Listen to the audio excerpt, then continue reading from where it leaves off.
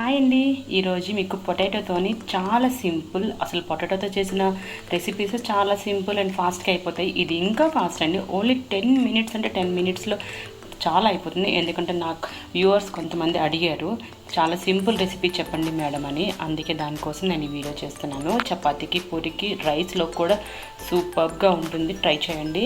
ఇప్పుడు దీనికి కావాల్సిన పదార్థాలు చెప్తాను. దీనికి గ్రీన్ పీస్, నేను ఫ్రోజన్ గ్రీన్ పీస్ తీసుకున్నానండి.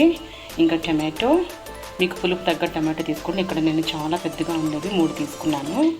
ఇంకా పొటాటోస్, ఒక ఆనియన్, చిల్లీ, కరివేపాకు, ఇంకా స్పైసెస్ అండ్ తాలింపు దినుసులు, ఇవేనండి. ఇప్పుడు దీని తయారీ విధానం చూద్దాము. దీనికి ఫస్ట్గా మనము టమాటోస్, పొటాటోస్, ఇంకా ఇది మనం కుక్ చేసుకుందాం. ఎలా కుక్ చేసుకోవాలో సింపుల్గా చెప్తాను, చూపిస్తాను చూడండి. కుక్కర్లో చూడండి అన్ని పీసెస్, పెద్ద పీసెస్ కట్ చేసుకొని పెట్టుకుని కుక్కర్లో ఒక 3 విజిల్స్ పెట్టుకుంటే సరిపోతుంది అనమాట. కొంచెం నేను ఇక్కడ సాల్ట్ కూడా వేసుకున్నానండి. కుక్ అయినప్పుడు సాల్ట్ వేసుకుంటే కొంచెం టేస్ట్ వస్తుంది అనమాట, చప్పగా ఉండదు కర్రీ.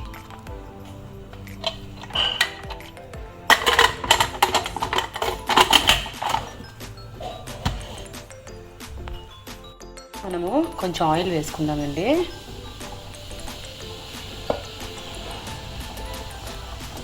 ఆయిల్ వేసుకున్నాక ఆవాలు,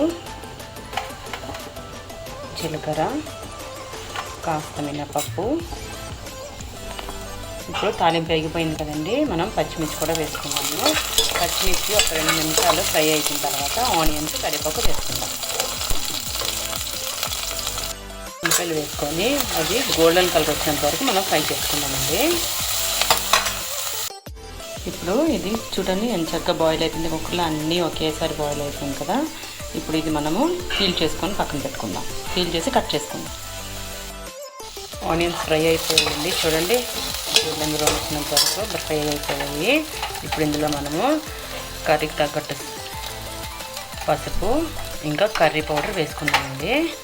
మీరు కర్రీ పౌడర్ వేసుకున్నప్పుడు జీలకర్ర పొడి, ధనియాల పొడి కావాలంటే వేసుకోవచ్చు, కానీ నేను ఇక్కడ ఓన్లీ కర్రీ పౌడర్ మాత్రమే వేసుకుంటున్నాను. మీరు యూజువల్గా కర్రీస్కి ఏ పౌడర్ వాడతారో అది మీరు యూజ్ చేసుకోవచ్చు. ఇది కాసేపు ఒక 2 మినిట్స్ అండి, స్పైసెస్ వేసాం కదా అది ఫ్రై చేసుకుంటే బాగుంటుంది. ఇది ఇప్పుడు ఫ్రై అయిపోయిందండి. ఇందులో మనం పీల్ చేసి పెట్టుకున్నాం కదా పొటాటోస్, ఇప్పుడు ఇలా వేసుకున్నాం కదండి. మనం స్మాషర్తోని స్మాష్ చేసుకుంటే సరిపోతుంది. స్మాష్ చేసుకుంటే కర్రీ ఇలా అవుతుంది. మీకు కన్సిస్టెన్సీ తగ్గట్టు వాటర్ వేసుకోండి. ఈ స్టేజ్లోనే మీకు సాల్ట్, కారం కానీ ఏమైనా చాలకపోతే వేసుకోవచ్చండి. నాకు ఈ కన్సిస్టెన్సీ ఉంటే సరిపోతుంది. మీ కన్సిస్టెన్సీ థిక్ కావాలంటే థిక్, కావాలంటే ఇంకొంచెం లూజ్గా కావాలంటే లూజ్గా కూడా వాటర్ వేసుకుంటే సరిపోతుంది అనమాట. ఇది బాయిల్ అవ్వాలండి.